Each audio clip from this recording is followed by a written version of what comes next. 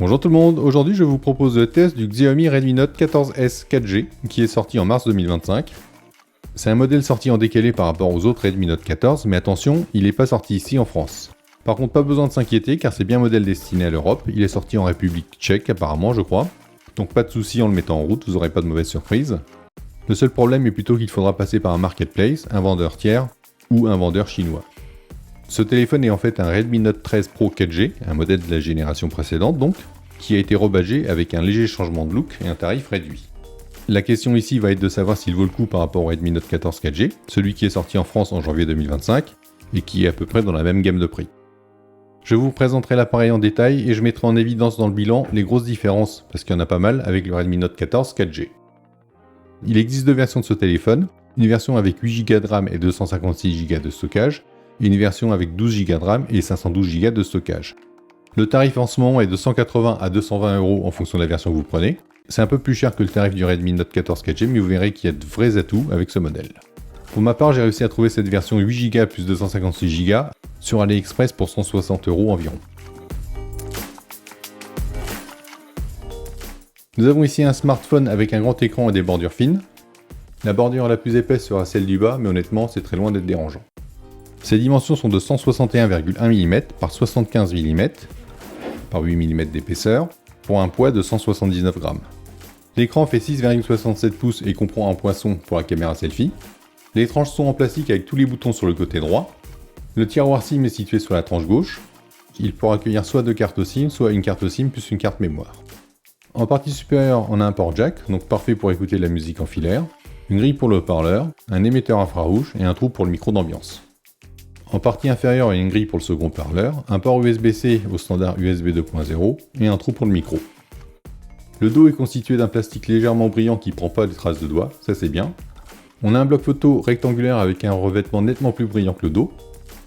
On a trois objectifs dont deux sont mis en évidence l'un sur l'autre, le grand angle, l'ultra grand angle, ici ce sera le module macro, et ici on a le flash. La différence de design avec le modèle d'origine, le Redmi Note 13 Pro 4G, et en fait la présence de cette plaque autour des objectifs. Elle n'existe pas sur le modèle d'origine. Le capteur d'empreinte est situé sous l'écran, il est de type optique et fonctionne très bien, la détection est bonne et il est assez rapide, impeccable.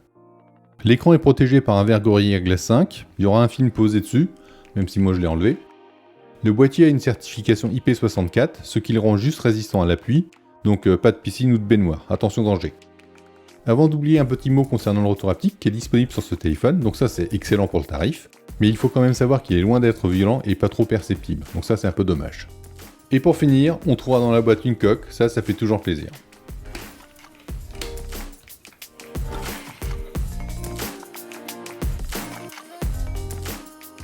Comme tous les téléphones de la gamme, le Redmi Note 14S a un bon écran.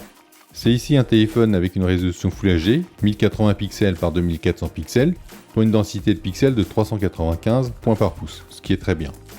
Sa luminosité en mode automatique montre à 1000 nits en plein soleil, ça reste un peu léger mais c'est pas catastrophique. Il pourra aussi monter à 1300 nits mais seulement sur du contenu HDR. Le rafraîchissement est de 120 Hz maximum avec au choix 60 Hz ou 120 Hz fixe ou un ajustement automatique entre ces deux fréquences. D'une manière générale, aucun souci à signaler, l'écran est tout à fait correct avec des belles images et des belles couleurs. Les défilements sont toujours fluides, pas de souci. Enfin pour parler des haut-parleurs, ils sont stéréo, ça c'est bien, par contre ils donnent un son qui est passable. Il n'y a pas de problème de saturation mais plutôt un manque de netteté générale on va dire. Grosso modo ça ne servira qu'à dépanner. Le Xiaomi Redmi Note 14S 4G est équipé d'un processeur MediaTek Helio G99 Ultra. Juste pour info, les processeurs type Helio, c'est ceux qui sont dédiés à la 4G chez MediaTek. J'en profite aussi pour dire que c'est le même processeur que le Redmi Note 14 4G. Ensuite, le GPU est un Adreno 825, la RAM est de 8Go ou 12Go, ici c'est la version 8Go. Pour la partie connectivité, c'est pas tout à fait à jour avec un Wi-Fi 5 et un Bluetooth 5.2. On aura le NFC. Vous pourrez aussi insérer deux cartes SIM 4G, ou une carte SIM 4G plus une extension mémoire. Et pas de eSIM ici. Le résultat en tutu de ce téléphone de 428 000 points environ, ça le met au niveau de son cousin le Redmi Note 14 4G, et ça c'est normal parce qu'ils ont le même processeur, et ça le met aussi au niveau par exemple d'un Samsung Galaxy A16 5G.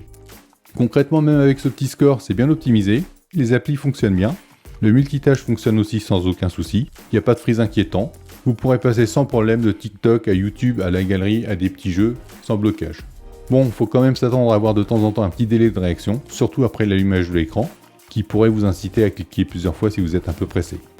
En matière de gros jeux 3D, c'est pas terrible, mais vous pourrez quand même jouer à Fortnite avec des réglages au minimum. Il y aura de temps en temps des petits freezes, mais ça reste tout à fait jouable, pas de soucis.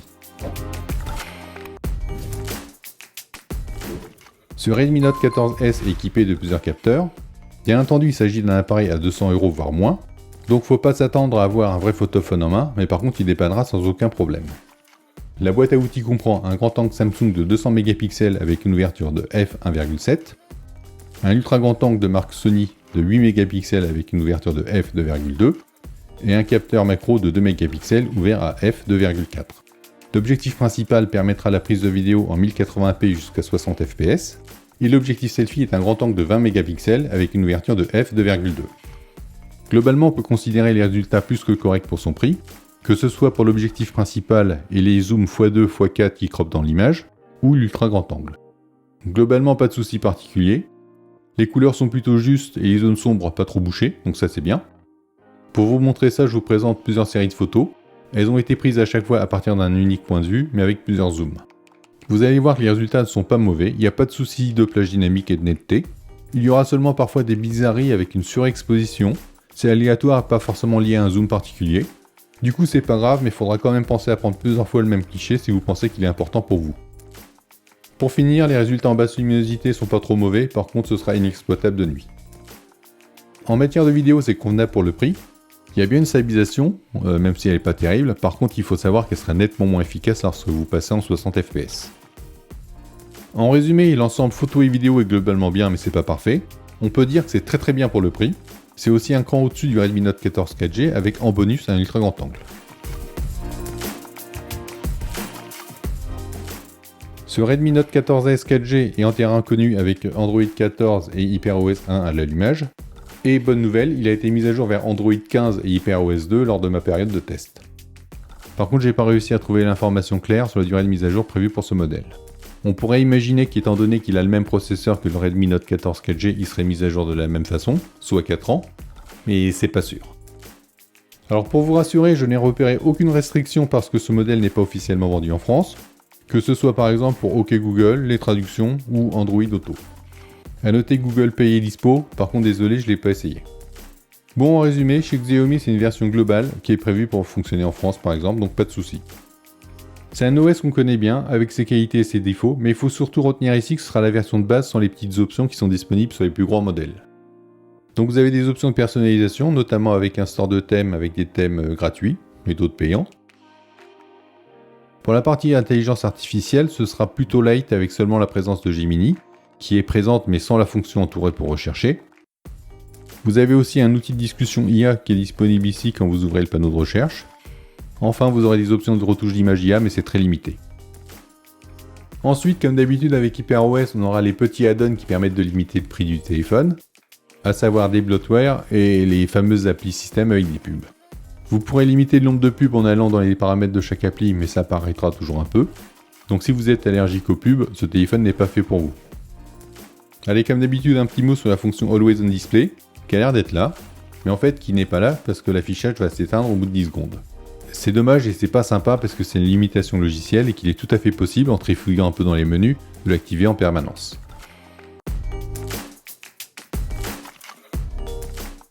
On a une batterie avec une capacité de 5000 mAh qui pourra accepter une recharge rapide de 67 watts.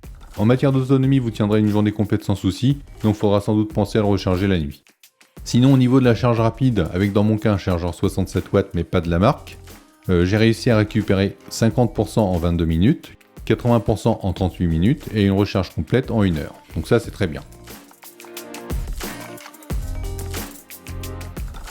Ce Redmi Note 14S 4G est dans la même gamme tarifaire que le Redmi Note 14 4G qui est sorti en France en janvier 2025. On pourrait penser que les deux smartphones sont proches, mais en regardant le détail des caractéristiques, il y a quand même de vraies différences. Parmi ces différences, on peut noter un gabarit réduit, 3 mm de moins en hauteur et 3 mm de moins en largeur, grâce à des bordures qui sont très fines, un poids qui est plus léger de 20 grammes, un ensemble photo plus performant qui dispose d'un objectif supplémentaire, une captation de vidéo jusqu'à 60 fps au lieu de 30 fps, même si la stabilisation n'est pas parfaite, une puissance de recharge plus élevée, la présence d'un retour haptique et une certification IP supérieure en matière de résistance à la poussière.